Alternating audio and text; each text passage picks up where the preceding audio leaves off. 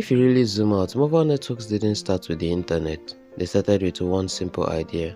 Can I talk to someone without being stuck in one place? That's it. Everything else came later. 1G.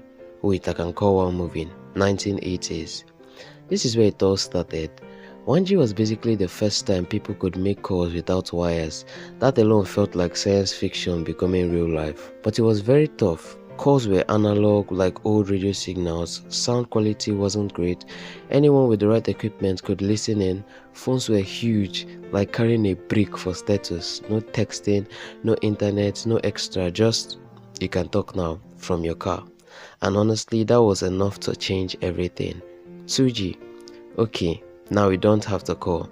1990s, 2G quietly changed how we communicate as humans. This is when networks became digital, which doesn't sound exciting until you realize what that enabled. SMS text messages, better call quality, basic privacy from encryption, smaller cheaper phones. And this is where behavior changed. Before, you had to call someone. After 2G, you could just text, I'm outside. That small shift was huge. People started communicating more, but with less effort, and slowly, phones stopped being luxury items and became normal. 3G. The internet is now in your pocket, 2000s. This is where things start feeling familiar. 3G didn't just improve phones, it changed what phones were. Now you could browse real websites, send emails, use early apps, even attempt video calls. It wasn't super fast, but it was usable. And this is when smartphones started making sense. Phones stopped being devices for calling and became small internet machines that can also call. Social media started growing here, app stores too. It wasn't perfect, buffering was still very real, but it proved something important. Data matters more than voice. 4G, everything just works now. 2010s. This is the moment where things clicked. 4G made the internet on your phone feel fast enough to rely on, and once that happened, everything exploded. Streaming videos without stress, video calls that actually work, apps loading instantly, ride-hauling, food delivery, social media, all were smooth. This is where your phone became your main device, not your backup. If 3G introduced mobile internet, 4G made it feel normal, like turning a slow tap into a full pressured shower. 5G, it's not just about speed anymore, 2020 is still now. This is where people get confused because yes, 5G is faster, but that's not the main story.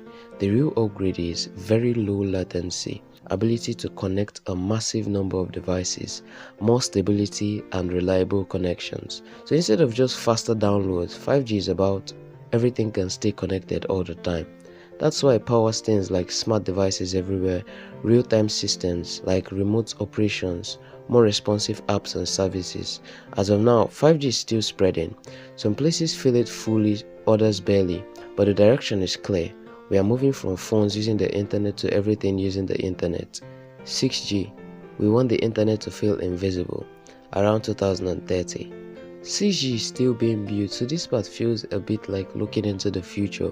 But the idea isn't just make it faster again. It's more like networks that think for themselves, AI built in. Extremely fast speeds, way beyond what we need now, almost no delay, systems that can sense the environment, not just transmit data, and full global coverage even in places networks struggle today. It's aiming for something different.